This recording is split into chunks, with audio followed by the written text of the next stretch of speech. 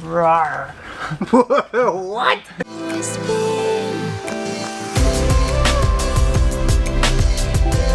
Hello, video watchers of the world. Welcome to this. My 1982 Toyota Celica Supra mini-series project that I'm doing to give away to one of you. And today is the first official day where you can enter to win. So the link is in the video description below. And also I'm putting it on the screen. With that said, it's time to get to work on this is gross. First things first, I must disassemble the rear. And since I plan on dry ice blasting underneath here, there's no better time to take stuff off the car than now. Eek! Yeah, these rear CVs are mid-shape. Oh, the parking brake's on. I gotta get up inside the car. Safety disclaimer. Don't do what I do. Aha! I can turn it. Oh, that's sick. The mud flaps have the little Celica dragon on it. Aw, man. I only have one of them. I'm missing this back one. That super sucks. The toxicity of the city. No! Come off. Disorder. Disorder. Oh, got it.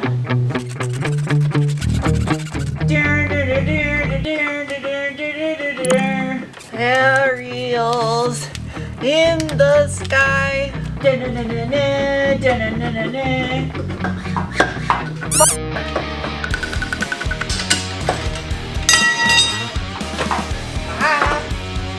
Victory! So long, open rear differential. Does have a nice fin to cover though. Diff supported. In case you thought no work was getting done on the RA21, Angel is finishing up the last of the block sanding before it does the final DA and 320. See. Engineers put the bolts in facing this way in case one of them breaks. That's why I like to see clean hardware in an old car. Dig through the ditches and burn through the witches. Aha! Really? Did you find the DA? No. You still haven't found what you're looking for. Maybe it's in that abyss of a backpack. Like a dagger falling on your baby. I see the dead in your eyes. I saw the sign. Opened up my eyes. I saw the sign. Life is so demanding without understanding. I saw the sign.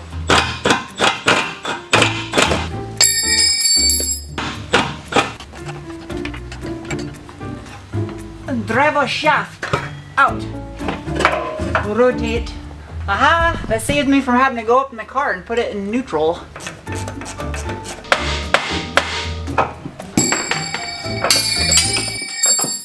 Jeez.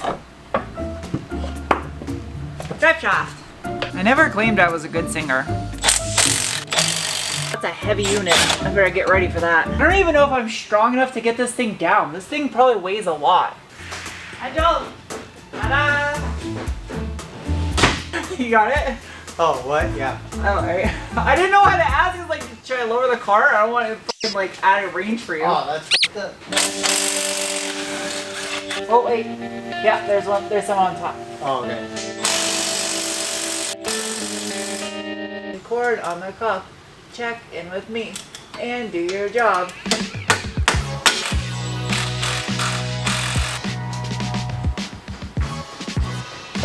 You're gonna choke me!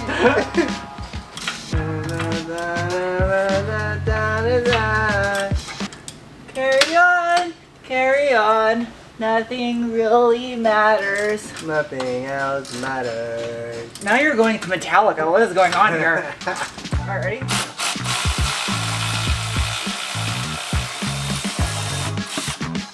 Hey boss, you wanna spin it a little faster? I'm trying, right? This is sports.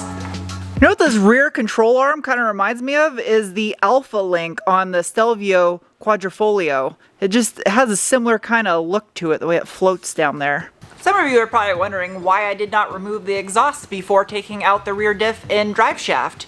And the answer to that question is, why does a posi-track rear end work on a 73 Plymouth? A snare.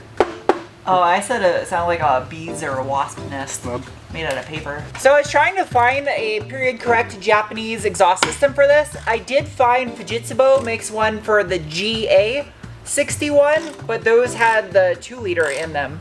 So I don't think that would be adequate. So I think the answer is to do a custom exhaust on this thing. Then I can make it exactly special tailored for the car. These 5M GEs sound really good with a long tube header and a moderate exhaust. Not too loud, just nice and deep. I actually really like how I did this rear exhaust bracket. I'm gonna end up welding one of these onto a new muffler and retaining this design.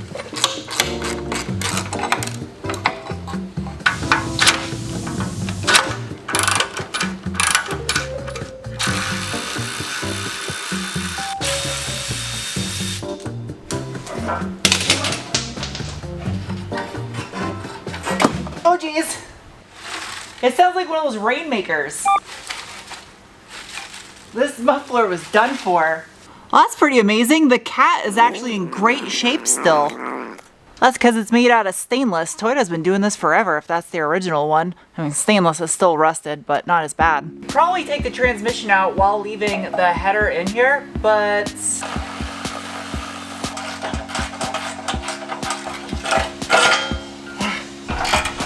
wow, that was loose. I'm surprised there wasn't an exhaust leak there.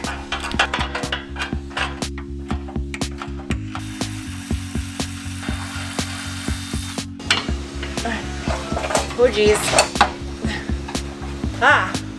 Oh, it's just straight tubular on the inside.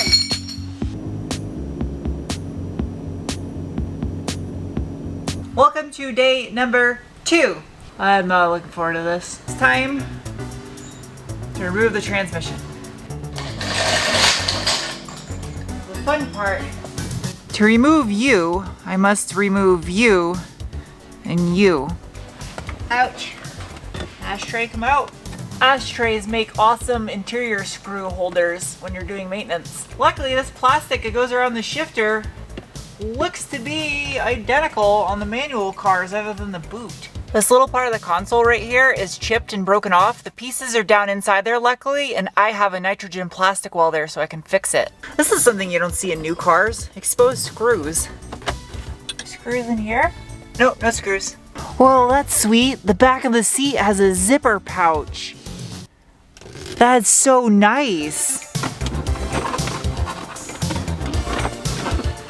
Got it. I think I gotta take all the little knobs off. Talk about a colossal ass pain just to take apart the shifter housing. These are one of these tasks that you just have to have a lot of experience to be able to do, to know the tolerances of when something's gonna snap or not and when to back off. Look how tiny the little set screw is that holds the shifter on. It's a 2.5 millimeter. It took me an embarrassingly long amount of time to find that there was a screw up underneath here because I had the little rod just perfectly where the screw is at and it was hiding it. Ta-da! Yeah, buddy.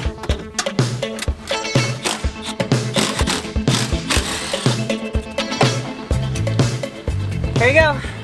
I have to clean inside here so bad and also replace that CD player. I hope you don't mind, but I'm putting a tape player in this thing.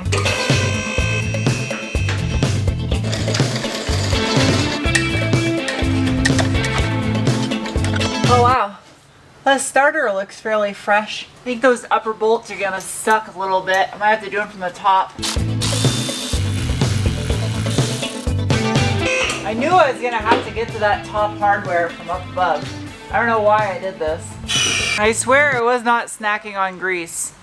Wow, this top starter bolt on the 5M can suck my ass. Oh geez.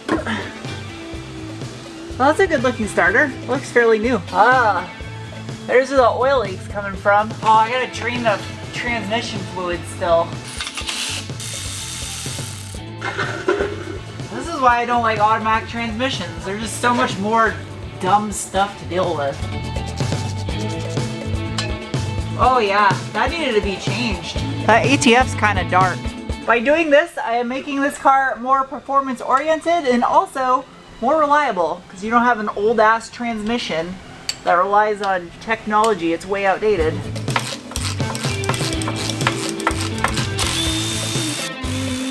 Eek!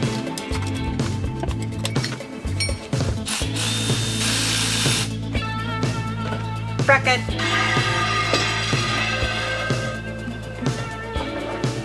You can reach this one. I really hope I don't have to get these from the top.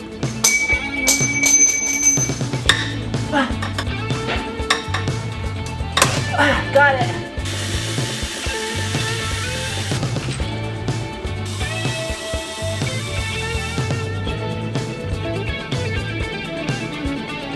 Welcome to day number 3. I had to stop early so I could edit what you're watching last night. Well, you didn't watch it last night.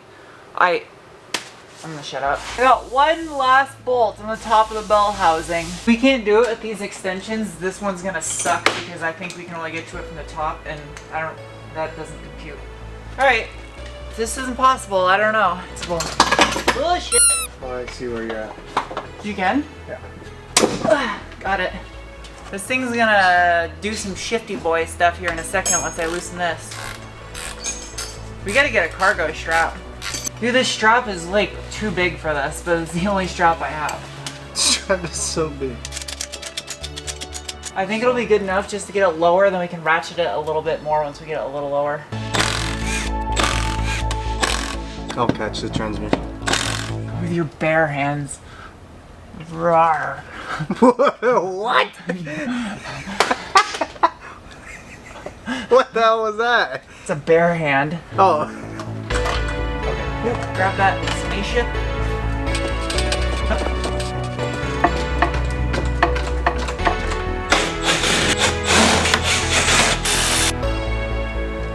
Aha! Procedure says to cut the head off of one of these and install it as a guide pin. So I used a crappy bolt because I'm not cutting one of these good ones. This one. Go free torque converter. That's 6. That should be all of them. Ooh. Ah, easy peasy. There you go. There's a little bracket at the top. Oh jeez, sorry. This should be the last wiring harness bracket. Sick. That dowel pin is only relevant if I was putting this back in. No. Why should you poke yourself in the face with a dipstick? Wobble it out of here. Oh, I got my EV charger in the way. This took a little bit longer than I wanted it to, but I'm also filming and editing this video while I'm doing this, so it's a little bit time consuming. But now that it's out, I can see better up inside here what exactly was leaking oil. I can see clearly now the transmission's gone. Don't leave me hanging! That's it? I can see all obstacles by your feet. I don't know the rest of that song anyway. How do you not know that song? I just know that clearly now the rain is gone and this is where my memory ends. By the back of the valve cover, there's 2 seals for each one of the camshafts. One of you mentioned that in the comments section. You were 100% right. There is a massive oil leak up there. You look right about in the center of the screen where my light's shining. Right there. That is the back of one of the camshafts. There's all kinds of fresh oil leaking out of there. And the other side, well, it's really impossible to get a camera on, but you can kind of see over there. The rear main seal, maybe a little bit. Same with the oil pan, maybe a little bit, but absolutely up there. But for this being a 40-year-old car with just over 100,000 miles, it actually looks great under here. Everything else looks in pretty good condition, just dirty. I'm definitely gonna put a new radiator in this thing. It's probably the original one. Also might do an AC condenser while I'm at it. Before I continue with the transmission swap, this has to happen now. Don't get me wrong, I love these wheels. I think they look cool, but tire options for 14s in 2023 is non-existent. 195/70/14. What brand even is this? Brillantis? It's a Brillantis tire. This will allow me to see so I can get the perfect offset. Don't do what Sarah does. I have this thing set on an 18-inch wheel right now. I am not putting 18s on this car. And thankfully, because the ND Miata, there's plenty of tire options for 15s. Try 0 offset. Ooh.